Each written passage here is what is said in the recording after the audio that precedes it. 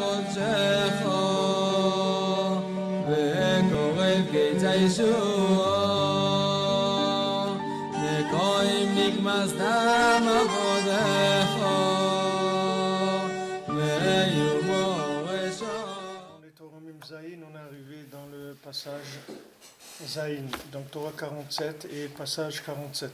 Je vous rappelle que ceux qui ont écouté Moran traduit, ils peuvent suivre dans le français ou bien avoir après la possibilité de refaire le texte seul.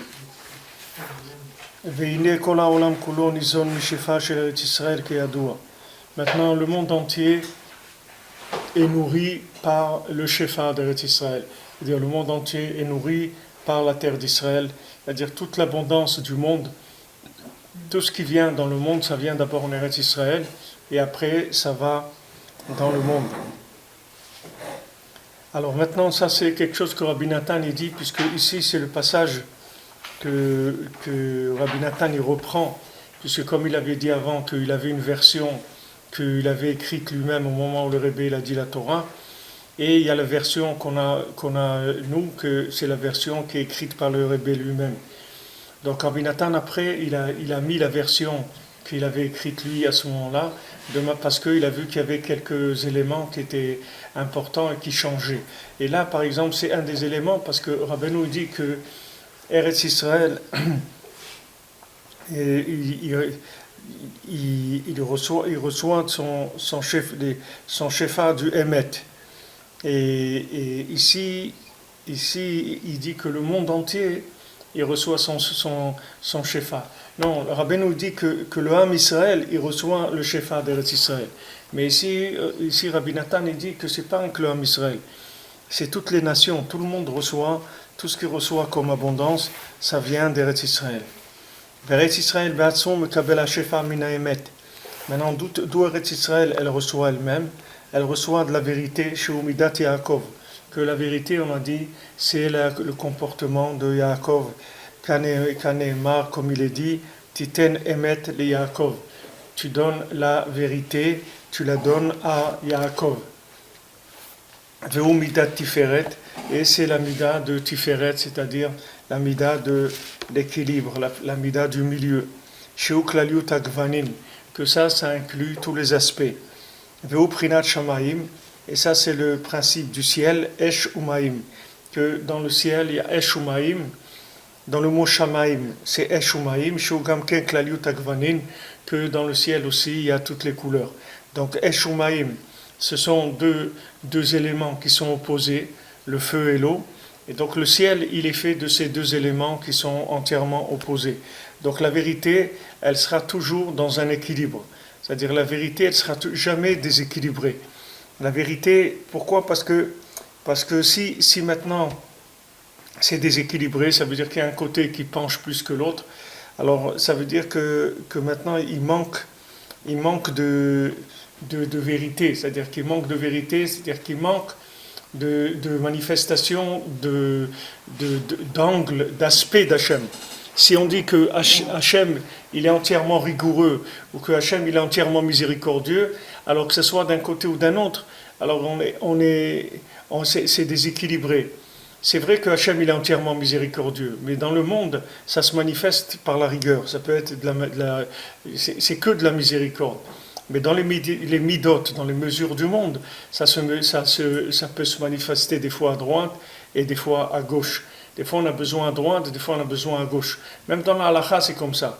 Vous avez des fois que quand par exemple les chachamim ils veulent protéger le Ham Israël, alors dans la halakha, des fois ils interdisent, mais des fois ils permettent pour pas que la personne elle faute. Par exemple Shabbat, si quelqu'un il est dans un endroit, il n'a pas le droit de porter et il a son portefeuille, etc., on va lui permettre avant Shabbat de coudre dans sa poche, de mettre son portefeuille, son passeport, tout ça dans sa poche et de les coudre, parce que si on ne lui permet pas, alors il va transgresser.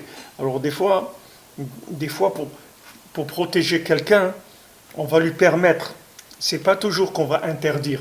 C'est-à-dire qu'on n'utilise pas, quand on dit protéger, ça ne veut pas dire automatiquement interdiction.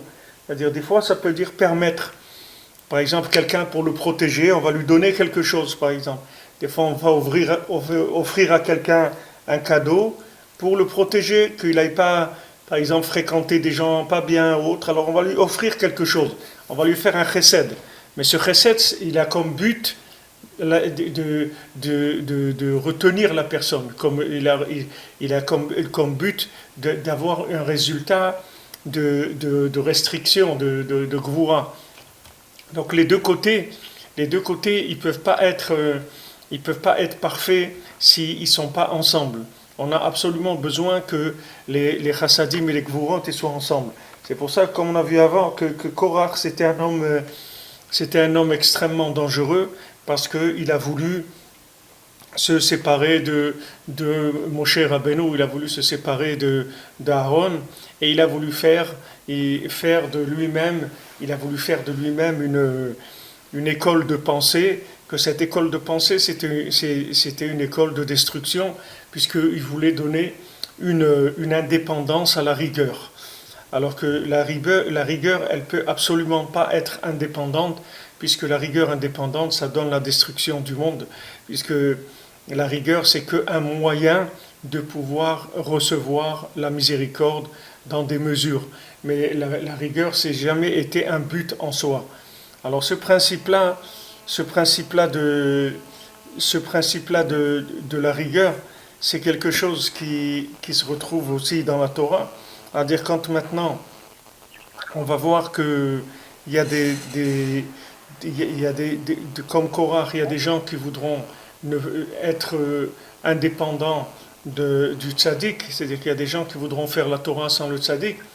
Il faut savoir que celui qui est dans la Torah sans le tzaddik, alors ça va être le côté gauche de la Torah, c'est-à-dire que ce ne sera pas le côté droit. C'est-à-dire que, comme c'est écrit que dans la Torah, il y a un côté gauche. Qu'est-ce qu'il y a comme côté gauche? Il y a Osher Vekavod, c'est-à-dire celui qui cherche la richesse dans la Torah ou qui cherche les honneurs dans la Torah.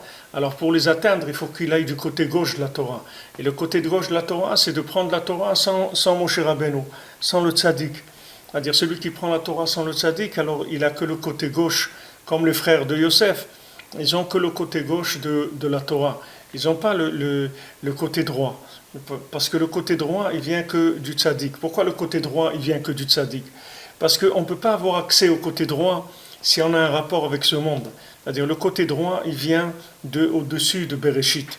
Ce monde-là, comme on l'a dit plusieurs fois, il commence par Bet, c'est-à-dire il commence par Bereshit. Mais il n'y a pas le Aleph, il est avant. La Gemara, c'est la même chose, je vous ai dit, elle commence toujours pour Hamoud Bet. Il n'y a pas d'Hamoud Aleph dans la Gemara.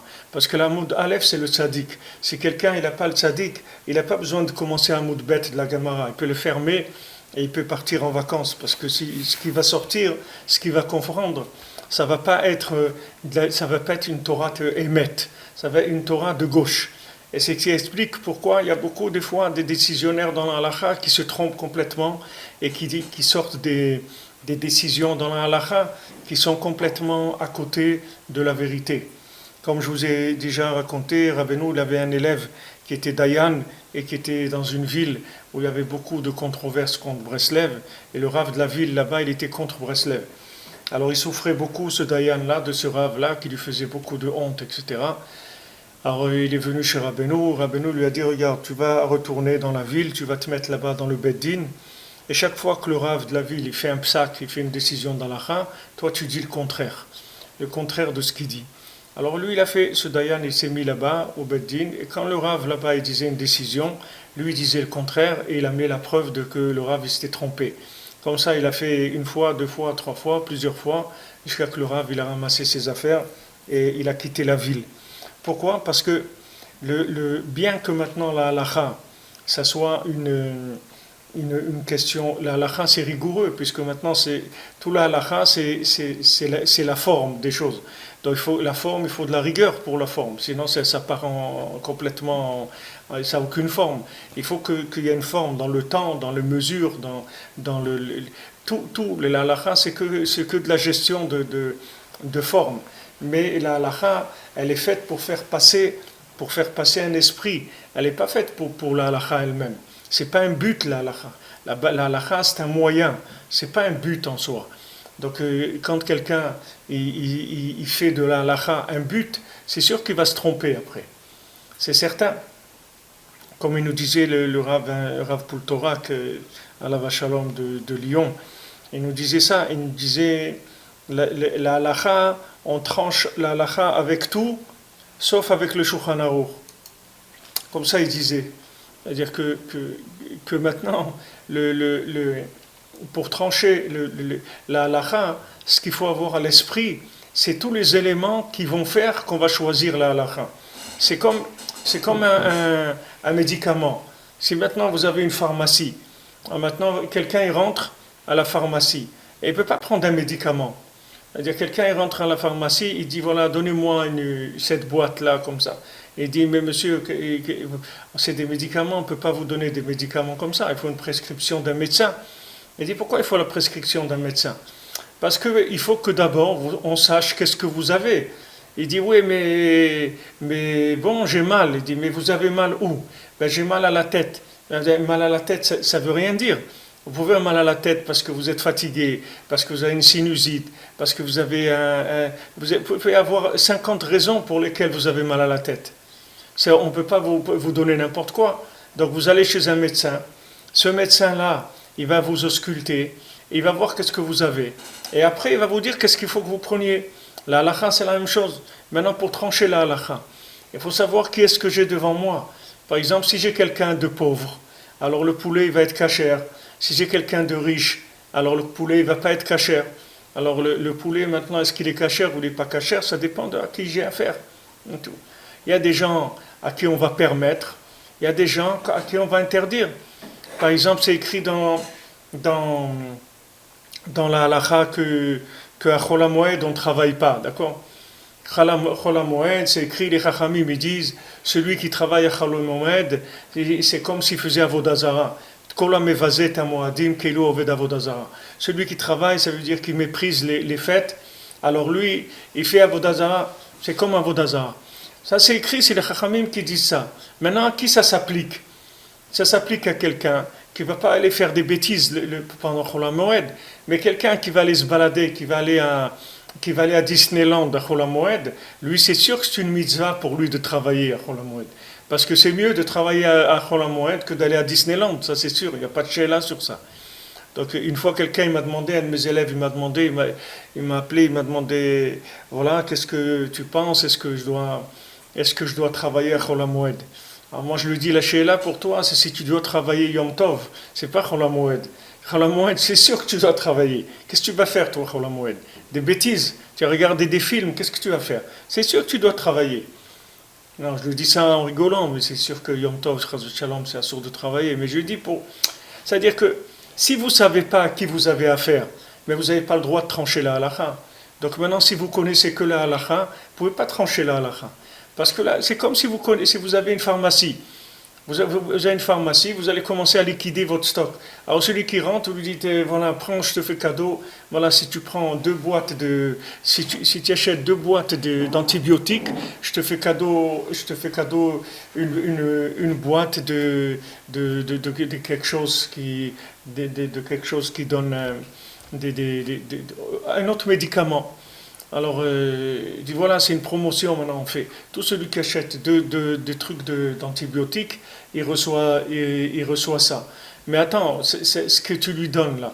Est-ce que tu sais ce que c'est pour lui? Est-ce que tu sais s'il est malade, qu'est-ce qu'il a? Tu ne peux pas donner n'importe quoi. Sur quoi tu te bases? Sur quoi tu te bases pour donner ça? C'est pour ça, celui qui n'est pas attaché au chassadim, celui qui n'est pas attaché à la dimension au-dessus de ce monde-là, il ne peut pas trancher la halakha. C'est-à-dire qu'il peut trancher la halakha qui sont des choses techniques pour des mezuzot ou des sefer Torah ou des tfilin et même ça, voilà, il y a quelque temps ils ont trouvé quelqu'un, il a vendu des milliers de lanières de tfilin en plastique et même les grands rabbanim qui ne se sont pas rendus compte.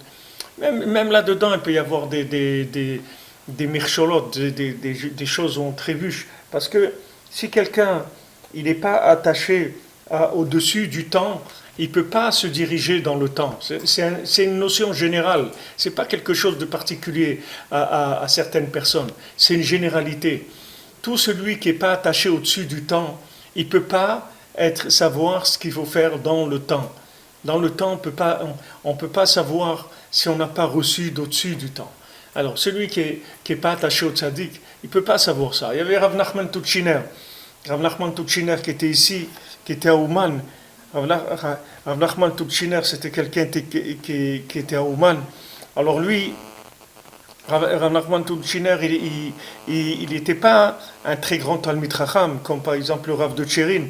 Le Rav de Tchérin, c'était un grand Talmid Chacham, un gaon dans la Torah. À l'âge de 16 ans, il était Rav sur des dizaines de villes, etc. Mais le Rav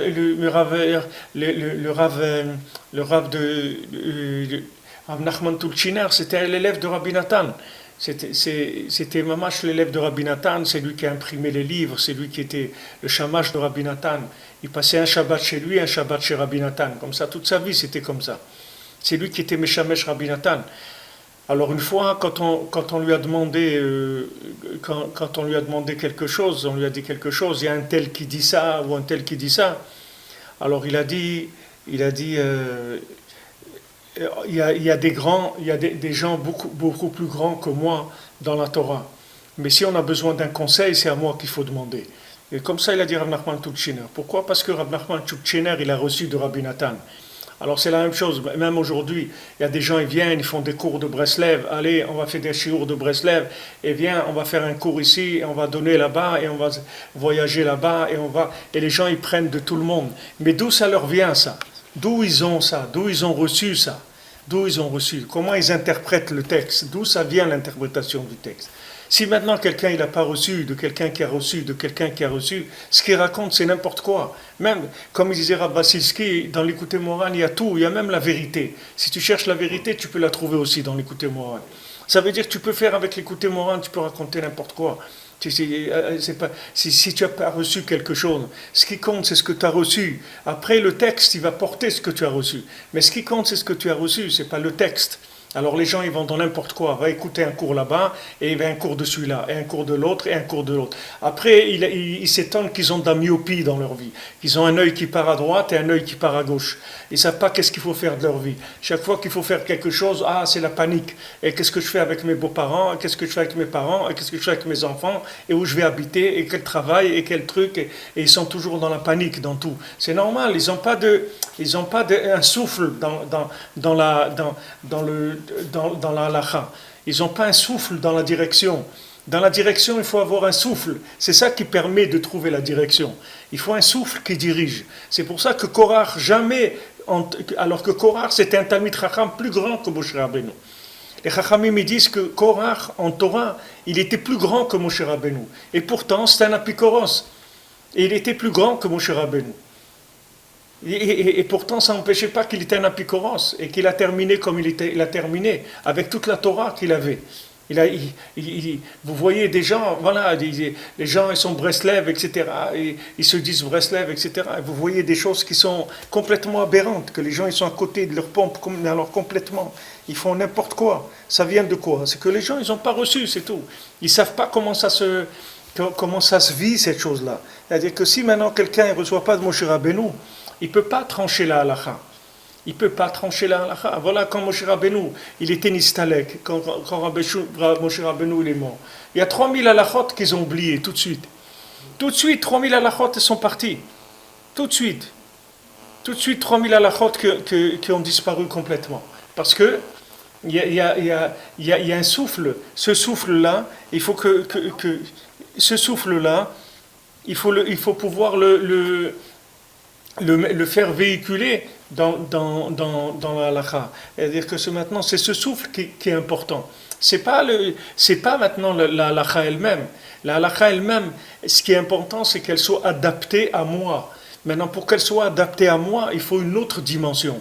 Je ne peux pas avoir la dimension du texte uniquement, parce que le texte lui-même, il ne va pas me renseigner sur le positionnement de l'individu qui se trouve en face de moi, dans quelle situation on se trouve, comment on fait. Voilà, par exemple, aujourd'hui, des rabbanim, des rabbinim, mais les rabbinim, ils permettent la contraception, par exemple chez des femmes, des femmes qui ont des enfants comme ça, les uns après les autres. Alors elles sont fatiguées. Alors ils permettent la contraception pour qu'elles puissent se reposer 1 an ou 2. Après, elles continuent à avoir des enfants. Mais avant, il y a 30 ou 40 ans, mais c'était pas pensable la contraception, ça n'existait pas. C'est-à-dire qu'il y a les rabbinim, il n'y a personne qui permettait ça. Mais aujourd'hui, ils permettent ça.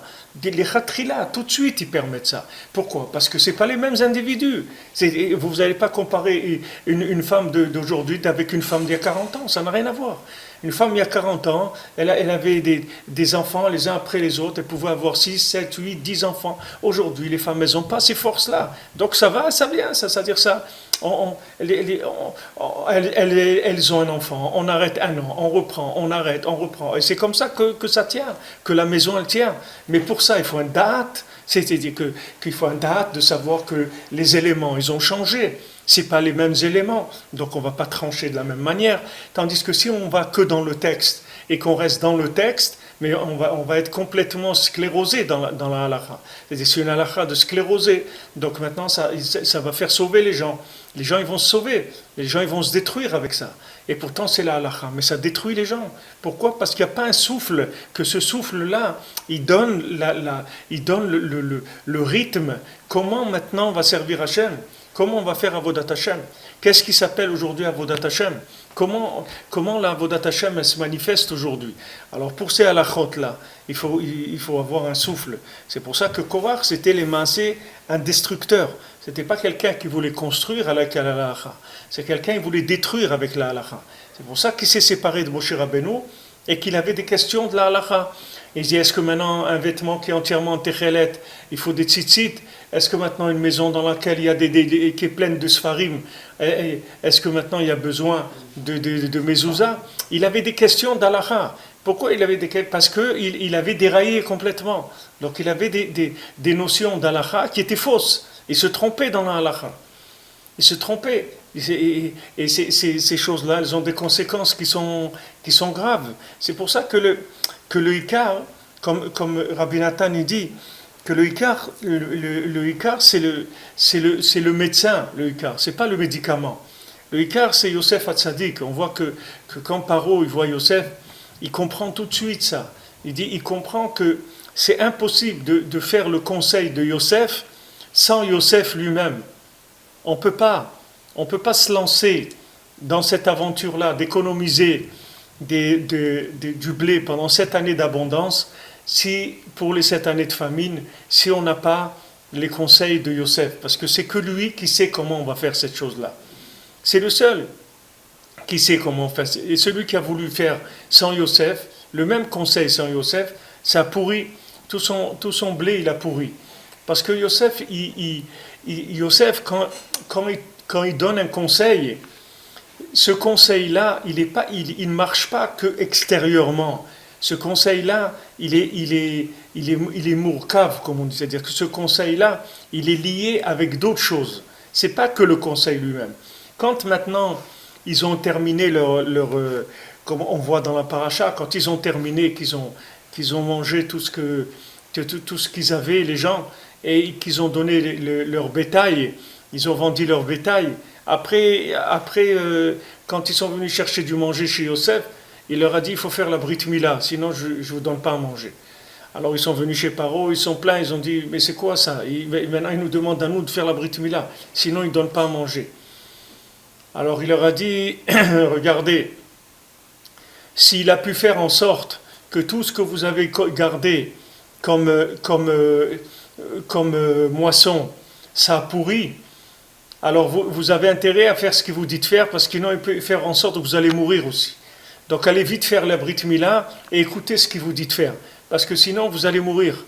C'est-à-dire que maintenant Paro, il a compris lui-même, il savait que le fait que eux, ils ont voulu faire des choses sans Yosef, ça a fait que ça a pourri. Pourtant le blé c'est le même. Et alors quel est l'ingrédient qui fait que le blé ne pourrit pas? Alors l'ingrédient c'est de faire la Brit Mila, c'est le Tikkun Brit. Mais ça, eux, ils ne pouvaient pas imaginer ça. Eux, ils ne pouvaient pas imaginer que en faisant la Brit Mila, c'est ça qui allait permettre à la moisson de rester, de ne pas se détruire. C'est ça, eux, ils ne pouvaient pas imaginer cette chose-là. Comment ils vont imaginer ça? Et c'est pour ça que quand le tzaddik il dit de faire des choses, nous, on ne sait pas qu'est-ce qui est important, ce qui n'est pas important. Parce que Rav Avraham ben Nachman, il explique, il dit que maintenant, avant que le tzaddik il se révèle dans le monde, alors on peut faire Avodat Hashem sans la Torah du tzaddik. Quelqu'un, il peut faire Avodat Hashem avec la Torah classique, comme il avait avant. Mais maintenant qu'il y a le tzaddik, il va se révéler dans le monde des maladies spirituelles qui sont des maladies qui ne sont guérissables que par les médicaments que le tzaddik va donner. Parce que le tzaddik vient au moment pour pouvoir résoudre un problème. Quand Rabbeinu est venu dans le monde, c'est parce qu'il va y avoir un déluge de la 50e porte de la Torah. Donc Rabbeinu, il est venu préparer le monde à ça. Et le monde, les gens, ils ont continué à ignorer, comme quelqu'un qui est malade, et il fait comme s'il était en bonne santé. Et il fait la même chose que quelqu'un qui est en bonne santé. Mais il ne peut pas, quelqu'un qui est malade, il doit avoir un autre traitement, une autre façon de vivre. Ça, c'est la même chose. C'est-à-dire que maintenant, quand Rabbeinu est venu dans le monde, quand Rabbeinu l'a amené l'Aïdboudoudout, quand Rabbeinu l'a amené Tikkun HaKlali, il a amené le Limoud de l'Halacha, il a amené Ouman Rosh Hashanah, ce ne sont pas des choses qui sont des plus d'une chassidoute, ou bien c'est pour faire mieux ça. C'est des choses qui sont vitales. C'est pas des choses qui sont... C'est-à-dire celui qui fait pas ça, il va pas vivre. C'est-à-dire il va pas avoir de vitalité dans le judaïsme. Il n'aura aucune vitalité. C'est-à-dire qu'il va faire son judaïsme, mais son judaïsme, il va être sans vitalité. Donc maintenant, petit à petit, ça va s'éteindre. Si ça ne s'éteint pas chez lui, ça s'éteindra chez ses enfants. Mais ça va vers l'extinction. Parce que les maladies spirituelles qu'il y a, elles ne sont traitables que par le médicament qui est venu en conséquence. Comme c'est écrit qu'Hachem, toujours les magdim refoua la maka.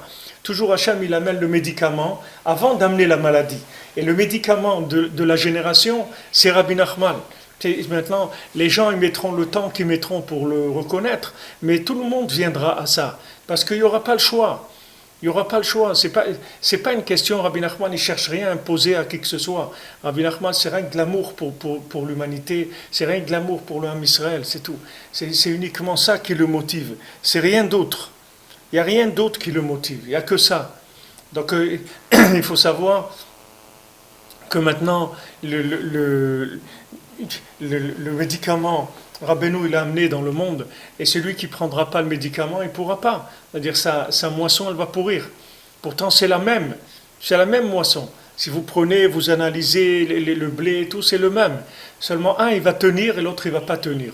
Et ça vient du fait que le tzaddik, il va rentrer le tikkun abrit dans les choses. C'est ça qui va faire la différence.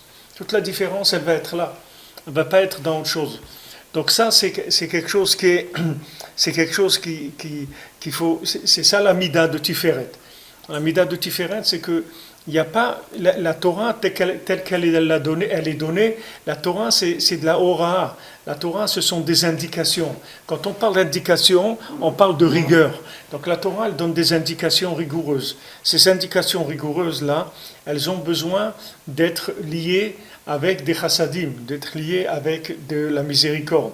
Et c'est uniquement quand elles sont liées avec la miséricorde qu'elles peuvent donner la vérité. La vérité, c'est justement la fusion de ces deux choses-là, l'union de ces deux choses-là. C'est que ça la vérité, c'est pas autre chose. C'est-à-dire on peut pas avoir de vérité si on n'a pas une union des éléments. On peut pas avoir de vérité.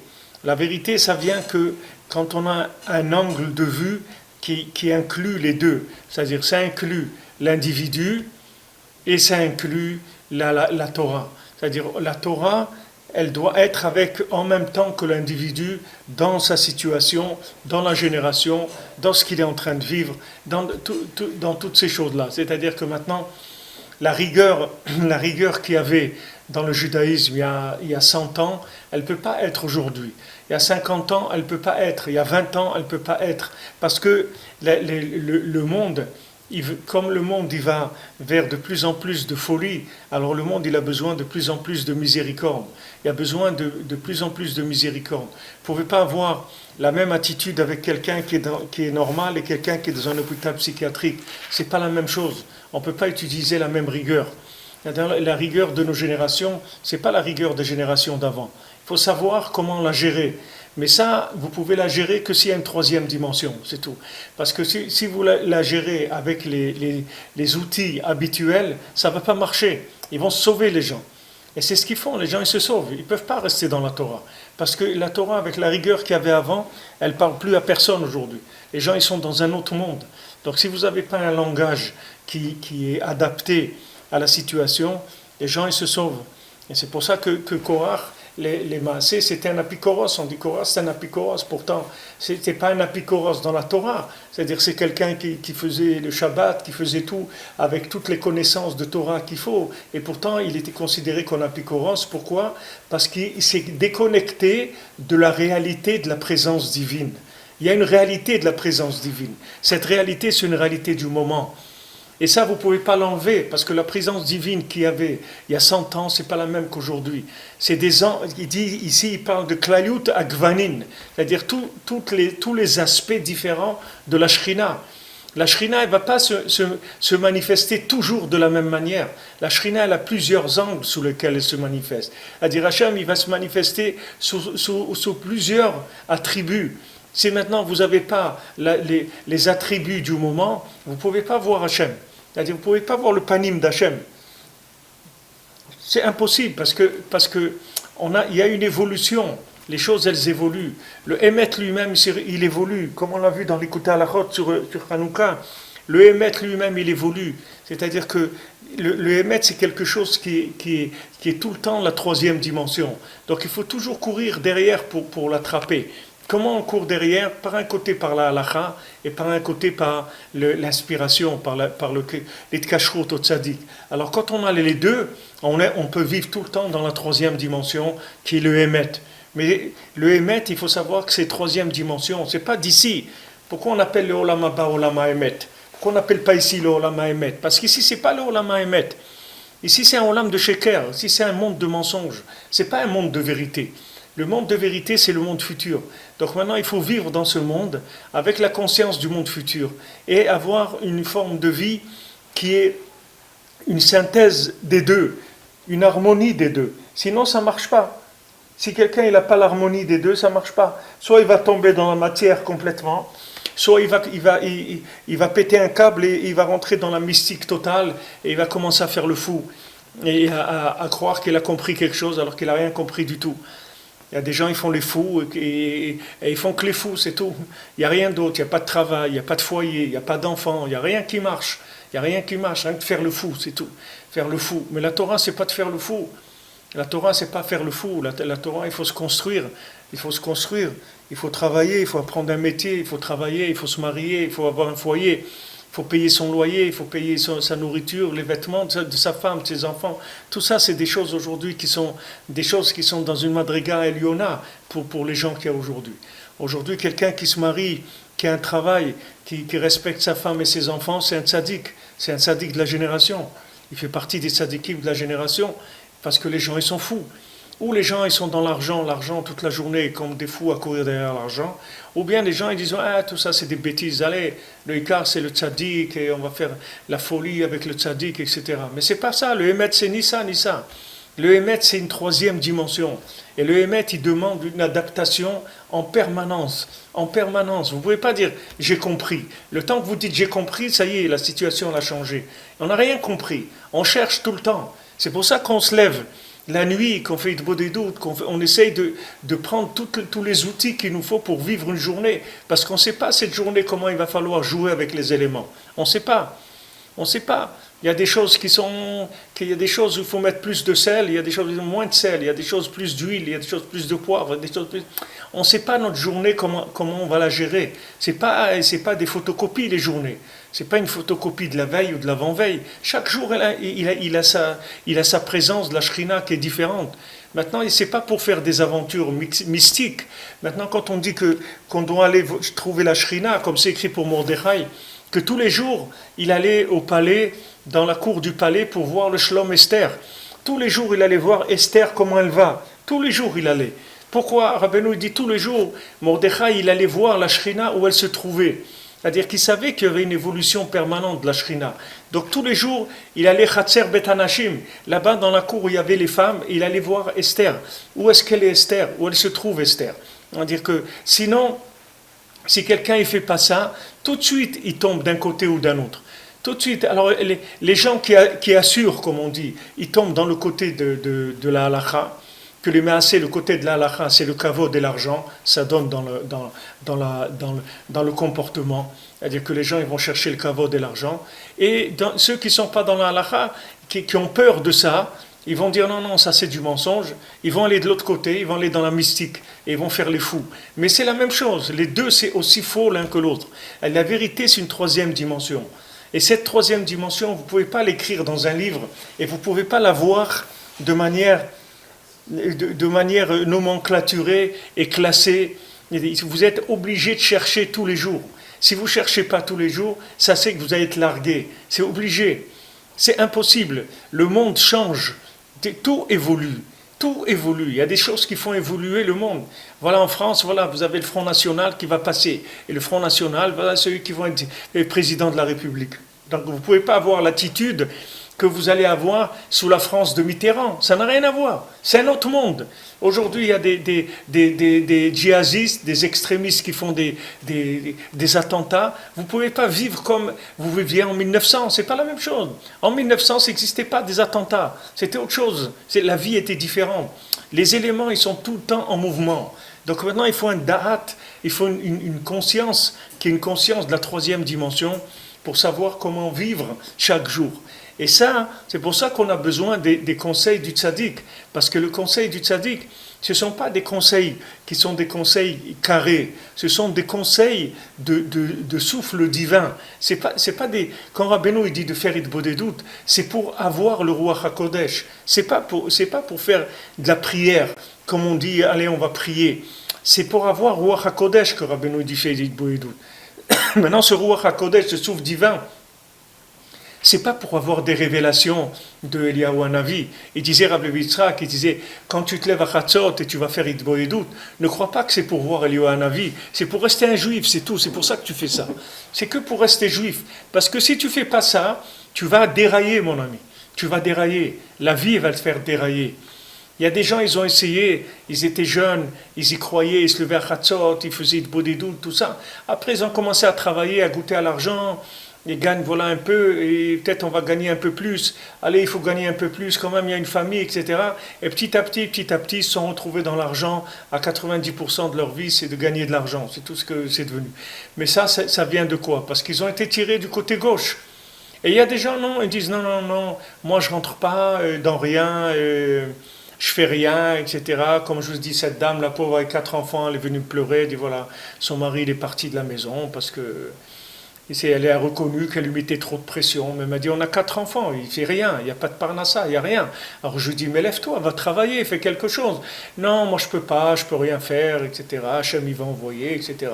Jusqu'à que elle a tellement mis de la pression que le gars il a pris sa valise, il est parti, c'est tout. Et il l'a laissé avec les enfants, et c'est tout. Ni il l'appelle, ni vient la voir, rien du tout. Elle ne sait même pas qu'est-ce qu'il devient, rien du tout, rien. C'est fini. Ben, c'est ça la vie, voilà les fous, voilà ce qu'il y a aujourd'hui. Vous avez des gens, ou bien des gens qui vont de ce côté-là. Le gars, il reste au lit, il n'a pas envie. Alors, il parle avec ses copains jusqu'à 2h du matin, tous les soirs. Il fait des trucs, il a des plans mystiques, il a des ignanim, etc. Et il dit, non, il a parlé à ça, il a amené quelque chose. Il dit, ah non, mais c'est pas comme ça, c'est Hachem, il donne, etc. Il faut pas. Ou bien, ça, c'est le côté Ishmaël, c'est-à-dire c'est de la tchouva vue et corrigée par Ishmaël. Ou bien, il y a l'autre côté, c'est Esav, c'est ce côté halakha, et que halakha, tout carré, tout truc, tout maîtrisé. Ça, c'est Esav. Mais il n'y a pas, le Hémet, il n'est pas là. Le Hémet, il est dans une troisième dimension. Il y a une fusion de ces deux choses-là. Il y a une fusion de ces deux choses-là. Il existe une fusion. Et cette fusion, elle est journalière. Ce n'est pas un mode de vie que maintenant, une fois, j'ai décidé, c'est fini. Non, si tous les jours, je ne me remets pas, je ne fais pas une mise à jour, je vais lâcher. je vais me faire lâcher, ou je vais passer dans de la mystique totale, ou je vais passer dans la rigueur totale. Si j'ai pas cette troisième dimension, j'ai besoin de ce souffle-là pour m'alimenter. Je ne peux pas faire autrement. Et ça, il faut que je le cherche tous les jours. C'est-à-dire le tzaddik, il faut que je le cherche tous les jours. Vous voyez, Rabbi Nathan, il dit dans l'écouté de Philote, il demande, donne-moi le srout de me rapprocher du tzaddik à Emet, donne-moi le srout de trouver le tzaddik à Emet. Mais Rabbi Nathan, il savait très bien que le tzaddik à Emet, c'est Rabbeinu. Pourquoi il prie pour trouver le tzaddik? Il le connaît, le tzaddik. Qu'est-ce qu'il connaît du tzaddik? Il connaît quoi du tzaddik? Qu'est-ce qu'il connaît du tzaddik? Le tzaddik, il évolue sans arrêt. Rabbeinu dit, quand on vient à Ouman, on ne vient pas comme quelqu'un qui est déjà venu, on vient comme quelqu'un qui n'est jamais venu.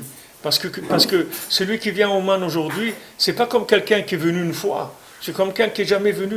Parce que là où il est le Rebbe aujourd'hui, il n'était pas la dernière fois. Le Rebbe, il avance chaque seconde. Donc il y a tout le temps une réadaptation à faire. Donc ça, c'est ce qui s'appelle ici Esh Umaim. Vous avez de l'eau et du feu. C'est-à-dire que sachez que ces deux opposés, la halakha et la mystique, ce sont deux choses qui sont opposées. Et ces choses-là, il faut les faire vivre ensemble. Et c'est ça le shamaim, c'est ça le ciel, esh umaim, du feu et de l'eau. C'est ça qui donne cette dimension du ciel et qui est klaliut agvanin, qui inclut toutes les couleurs. Là-dedans, il y a toutes les couleurs. Quand vous avez l'inclusion du côté gauche et du côté droit ensemble, là, il y a toutes les couleurs qui peuvent se manifester. Sinon, c'est l'extinction. Un côté comme un autre, il amène à l'extinction. Alors, c'est Merumaz Vatorah, Eretz Ochelet Yoshvea. Maintenant, ça, c'est une allusion qu'il y a dans la Torah, que c'est écrit que c'est une terre qui mange ses habitants. Alors, ça, c'est les Meraglim, ils ont dit que c'est une terre qui mange ses habitants. Des cachets, c'est difficile. C'est-à-dire, c'est sûr que les Meraglim, ils ont menti. Comment maintenant le mensonge, leur mensonge, il est écrit dans la Torah, que la Torah elle est émet. La Torah c'est que de la vérité. Comment maintenant un mensonge, ça peut être écrit dans la Torah? Et c'est sûr que dans ces choses-là, il y a des allusions à quelque chose de vrai. Donc vous voyez un exemple de ce que je vous ai dit maintenant. Vous voyez qu'il est écrit dans la Torah quelque chose qui est faux. Si vous le prenez au sens où ça a été dit par les Meraglim, c'est faux. Une terre qui mange ses habitants, et ils ont voulu dire une terre qui détruit. Si quelqu'un il vient là-bas, ça va le détruire. C'est une terre qui détruit les gens. Comme des gens, ils vous le diront encore aujourd'hui, que d'aller en Israël, c'est difficile, et la Parnassa, c'est difficile, et là-bas, les gens, ils n'ont pas de derech eretz, ils ne se comportent pas bien, et il y a beaucoup de gens qui font des combines et des arnaques, et que là-bas, on peut se faire voler dans des affaires commerciales et dans des affaires... Il y a beaucoup de gens qui parlent comme ça d'Israël, qui parlent les paroles des Meraglim. Et ces paroles-là, elles existent aujourd'hui. Alors, il y a des gens qui disent ça. Mais Rabbeinu dit que non, que dans les paroles de Meraglim, il y a une allusion à la vérité. C'est-à-dire qu'il y a quelque chose de vrai là-dedans, et il faut savoir faire le tri dans ces paroles-là. Quelle est l'interprétation qui est vraie et quelle est l'interprétation qui est fausse. Donc maintenant, si vous prenez la Torah comme elle est, vous allez avoir l'interprétation. Si vous interprétez que ce qu'ils ont dit eux, et vous dites, mais attends, la Torah c'est que du émet, donc ce qu'ils ont dit c'est vrai. Ben non, ce qu'ils ont dit c'est faux, mais dedans il y a du vrai. Donc il faut faire attention, parce que c'est pas quelque chose que on peut prendre comme ça. On peut pas le prendre au premier niveau. Il faut savoir que c'est quelque chose qu'on doit prendre à un autre niveau. On peut pas le prendre au niveau où on le lit comme ça.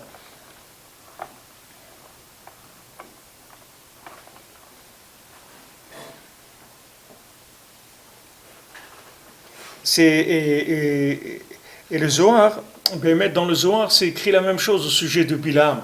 Quand Bilam il a parlé, il s'est défini comme quelqu'un qui est Shomea Imre'el, c'est-à-dire quelqu'un, il entend les paroles d'Hachem.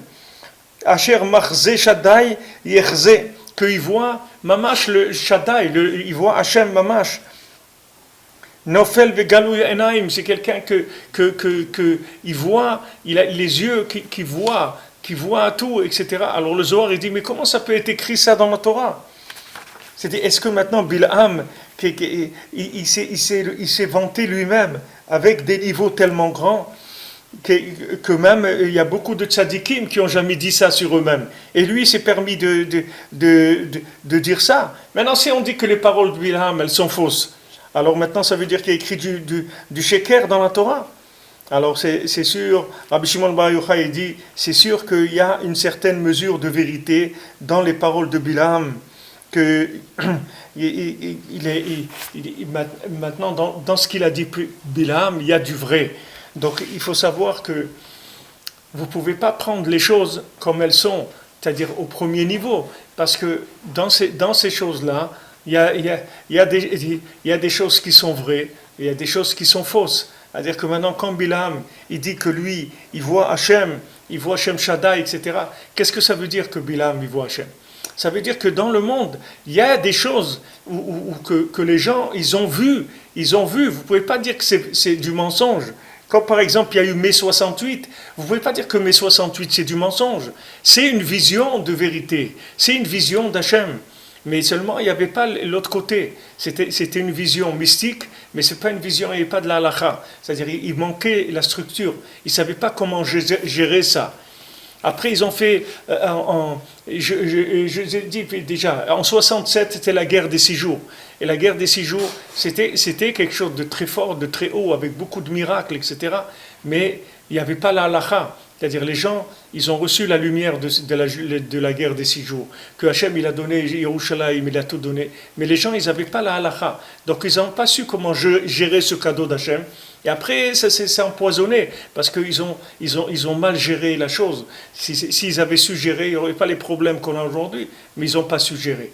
Après, en 68, il y a eu mai 68. Après, en 69, il y a eu Woodstock, où il y avait là-bas des gens qui avaient un éveil pour la paix dans le monde, etc. Après, en 70, il y avait aussi un très grand concert à l'île de White, et il y avait un panneau à l'entrée de l'île de White, il y avait écrit là-bas 600 000. Vous voyez que c'était 600 000, comme les gens qui sont sortis de Mitzrayim, comme Matan Torah, il y avait 600 000. Tout ça, ce n'est pas des choses qui sont rien. C'est pas des choses, c'est comme Bilham. Vous ne pouvez pas dire que c'est du mensonge. C'est pas du mensonge. Il y a quelque chose là-dedans. C'est quand vous prenez maintenant ce Daesh-là et ces trucs qui font du terrorisme. Vous ne pouvez pas dire que c'est que du mensonge. Parce que si vous dites que c'est que du mensonge, il vous manque le message de la chose. Il y a un message là-dedans. Qui est-ce qui va vous donner ce message? Il n'y a que si vous vous attachez au tzaddik et vous faites Hitbodedut, vous vous levez à Chatzot, vous faites Hitbodedut, c'est la seule chose qui vous permettra de sentir quelque chose dans ces situations-là. Sinon, vous ne saurez pas comment interpréter, parce que ça, c'est des angles de comment Hachem il se présente, où vous ne savez pas comment gérer ça. Comment on le gère? Ça veut dire quoi ça? Comment on réagit par ça en votant pour le Front National? Sûrement pas, parce que c'est ça qui va les amener encore plus. C'est-à-dire ceux qui votent pour le Front National, c'est eux qui vont amener le terrorisme d'une façon comme il n'y a jamais eu avant. Parce que eux, le Front National, ils ne savent pas qu'est-ce que... Eux, c'est des réactionnaires par rapport à un problème. Ce n'est pas des gens qui ont une véritable théorie de la vérité. C'est uniquement parce qu'il y a un problème. C'est des gens... Ce sont des politiques de rééquilibre, c'est tout. Ce ne sont pas des politiques de vérité. Il n'y a aucune vérité là-dedans. C'est du rééquilibrage, c'est tout.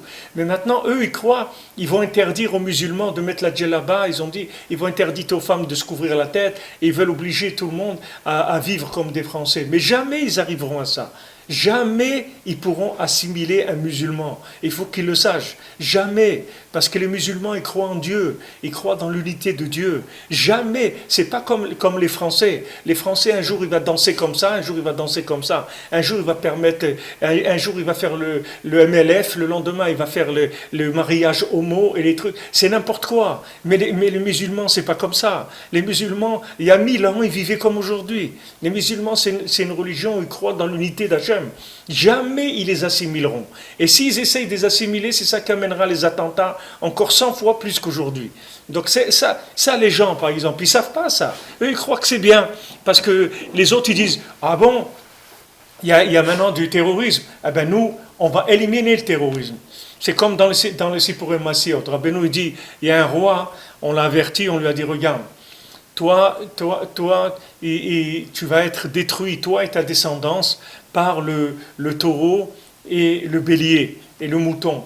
Alors lui, il voyait tout le temps dans le rêve, il voyait ça. Il voyait qu'il y avait un taureau et un mouton, et que ce taureau et ce mouton, ils allaient détruire sa royauté. Alors il s'est levé, comme Paro, il demandait l'interprétation du rêve, personne ne savait lui interpréter. Alors qu'est-ce qu'il a fait? Lui, il n'a pas trouvé Yosef, il n'y avait pas Yosef. Qu'est-ce qu'il a fait? Il a dit, bon, alors vous allez prendre tous les taureaux, tous les moutons de mon pays, vous les tuez tous, vous les sortez du pays, vous les tuez tous. Je ne veux pas un seul taureau, un seul mouton. Comme ça, après, il a dit, je vais dormir tranquille. Mais les Maasé, c'était pas ça que ça voulait dire. C'est que lui, il avait interdit aux Juifs de mettre le talit et les tefilines en public. Alors maintenant, il y avait un juif qui avait reçu un avantage de son père, etc., que c'était, il y avait une xéra de Maran, ils étaient des Maran, mais lui, ce monsieur-là, il avait fait une tova à son père, et il lui avait permis de mettre le talit et tefilin en public. Alors maintenant, lui, il a enlevé ça à ce juif-là. Il a dit, tu ne mettrais plus le talit et tefilin en public, il n'y a pas de raison que tu aies un privilège par rapport aux autres, donc je te l'enlève. Alors quand il a enlevé ce privilège-là, on a été Gozer Menachamaim qui va mourir à cause du mouton et à cause du taureau. Maintenant le taureau parce qu'on fait les tefilines avec, et le mouton parce qu'avec la laine on fait le talit. Maintenant lui, il ne savait pas que c'est ça que ça voulait dire. Lui il croyait que c'est le taureau et le mouton, c'est tout. Donc il a enlevé tous les taureaux et tous les moutons de son pays, mais ça ne servait à rien. Parce que ce qui se passe, c'est comme un rêve. Aujourd'hui, vous avez ce Daesh-là qui vient dans le monde, mais c'est un rêve, c'est comme un rêve. Si vous ne savez pas l'interpréter, mais c'est fini, c'est-à-dire les réactions, elles sont complètement à l'envers. C'est-à-dire les gens qui votent pour le Front National, c'est eux qui vont amener, vous verrez, si ils passent, c'est eux qui vont amener le terrorisme. Ils vont être terroristes, mais 100 fois plus que ce qu'il y a aujourd'hui. La France entière, elle sera détruite, complètement. Parce que les gens, c'est bien beau qu'ils font des discours avec des drapeaux et des trucs, etc. Mais tous ces gens-là, s'il y a 50 attentats, vous les verrez, ils seront dans des caves où ils prendront des avions personnels, ils iront se planquer dans le désert ou au Venezuela ou un truc. Et qui est-ce qui va rester? C'est le peuple qui va rester crevé, c'est pas eux. Eux, tous ces gens-là, ils ont des moyens, ils ont de l'argent dans d'autres pays, ils ont des trucs. Eux, dès qu'ils vont sentir le roussi, et ils vont partir. C'est le peuple qui va payer ça. C'est pas... Mais ça, pour le voir, il faut être dedans. Si quelqu'un il n'est pas dedans, il ne peut rien voir. S'il n'est pas branché, il ne peut rien voir du tout. Il croit que c'est bien. Maintenant, il y a un qui, ça fait mal à gauche, alors on va à droite. Ça fait mal à droite, alors on va à gauche. Mais c'est que de la réaction, il n'y a aucune vérité là-dedans. Ça vient du côté droit et du côté gauche qui sont séparés. Donc il n'y a pas de vision de troisième dimension. Donc on ne peut pas comprendre ce qui se passe. Puisque maintenant celui qui est à gauche, il voit que la gauche. Celui qui est à droite, il voit que la droite. Donc il interprète toujours, c'est toujours réactionnel. C'est-à-dire que sa vision des choses, c'est le manque de l'autre côté qui le fait comprendre comme ça les choses. Alors que Béhémet, que si les gens ils voulaient se sauver aujourd'hui, amener vraiment le salut pour le monde, ils devraient s'unir tous et faire qu'un seul parti, de dire écoutez, on arrête, parce que là on est devant un danger commun et il faut qu'on se mette tous ensemble et qu'on trouve une solution, comment on va faire pour se protéger contre cette chose-là. Mais vous voyez que c'est pas ça qu'ils font les gens. Au contraire, ils utilisent la situation pour affirmer leur extrême. Alors quand les gens, ils voient des gens qui sont mystiques, alors ils disent, ouais, tu vois, les hippies, tout ça, c'est ça la vie, c'est les hippies, tu vois bien ce que ça a donné, il n'y a pas de travail, il n'y a pas de famille, c'est des gens jetés, des clochards, etc. Donc ils tirent la couverture à eux, ils tirent de leur côté, ils disent, donc tu vois bien que le côté bourgeois et tout, il assure beaucoup plus, c'est de ce côté qu'il faut aller. Et quand maintenant, ça va du côté bourgeois, alors c'est mai 68, il dit ouais, c'est dégoûtant, ces gens-là, c'est des manipulateurs, ils ont tous leurs comptes en Suisse et ailleurs, et ils sont plein bourrés d'argent, et ils pensent qu'à eux, et tout ce mode de vie-là, c'est du mensonge et tout, nous on va aller vers la mystique. Alors les deux côtés, ils s'alimentent, les massés, tout leur truc, c'est alimenter du contraire. Mais la vérité, c'est pas ça. La vérité, elle n'est pas réactionnelle. La vérité, c'est une troisième dimension. C'est un souffle divin. C'est ça la vérité. Donc maintenant, même ici, que la Torah, elle vous ramène les paroles de Bilam qui dit « Moi, je vois Hachem ». C'est vrai, il voit Hachem. Que là où il est, il voit Hachem. Seulement, il voit l'autre côté. C'est-à-dire que lui, il est d'un côté et il voit de l'autre côté. C'est-à-dire que maintenant, quand on dit qu'il n'y a jamais eu un prophète dans le monde comme Moshe Rabbeinu, on dit oui, dans les nations, il y a eu, c'est Bilam. Bilam, c'était un prophète dans la Klippa. C'était un mystique de Klippa, Bilam. Bilam, c'était un mystique, mais de Touma. C'est-à-dire qu'il a utilisé la mystique pour la Touma. C'était ça, Bilam. Et les Meraglim, c'est pareil. Ils ont dit que c'est une terre qui mange ses habitants. C'est-à-dire qu'ils ont utilisé tout le côté de la Emouna, de la terre d'Israël, pour dire que c'est une terre qui détruit. C'est sûr, c'est une terre qui détruit. Elle détruit le mal qui est en toi, elle détruit la logique qui est en toi. Ça, c'est vrai. C'est vrai, la terre d'Israël, elle détruit la logique, parce que c'est Eretz Kenaan, c'est une terre d'Achna, c'est une terre de soumission, c'est une terre où on va te rendre fou dans la logique, parce qu'il n'y a pas de logique, c'est une terre d'Emouna, Shron Eretz sur Emouna. Donc eux, quand ils ont dit c'est une terre qui détruit, c'est vrai, elle détruit quoi? Elle détruit la logique qui est en toi. C'est vrai, mais eux, ils n'ont pas dit qu'elle détruit la logique. Elle dit elle détruit l'homme, pourquoi? Parce que eux, c'est écrit les Meraglim, pourquoi ils ont parlé contre Eretz Israël? Parce que c'était des patrons, eux c'était des grands rabbins, eux ils étaient très grands, c'était des grands tzadikim, c'était des grands rabbins. Eux ils ont vu, le Zohar il dit que quand ils rentreraient en Israël, ils ne seraient plus appelés rabbi, on ne les appellerait plus monsieur le rabbin. Alors ils ont dit si c'est comme ça, pourquoi on va rentrer là-bas? On ne veut pas aller là-bas. Nous on veut rester rabbin, on ne veut pas qu'on aille dans un pays où on est traité comme ça, comme le dernier des venus. Bon, on veut des gens, on veut garder notre honneur, etc. Mais comme leur honneur il vient de la gauche de la Torah, en Israël il n'y a pas la gauche de la Torah. En Israël c'est Emet. En Israël vous allez être Emet, parce qu'Israël elle-même c'est la troisième dimension.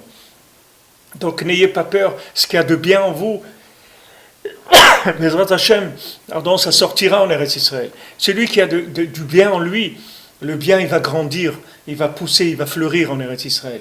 Mais celui que sa vie c'est une combine de logique et de manipulation des gens, ce qui est sur le côté gauche de la Torah, c'est sûr qu'il vaut mieux qu'il ne vienne pas en Israël parce qu'il n'y a pas de place pour lui. Il n'y a vraiment pas de place en Israël pour des gens qui se sont construits avec le côté logique de la Torah. Là, en Israël, il y a la place pour celui qui cherche la Emouna, celui qui veut s'inclure dans Hachem. C'est pour ça qu'ils ont dit c'est une terre qui mange ses habitants. Parce qu'ils avaient raison.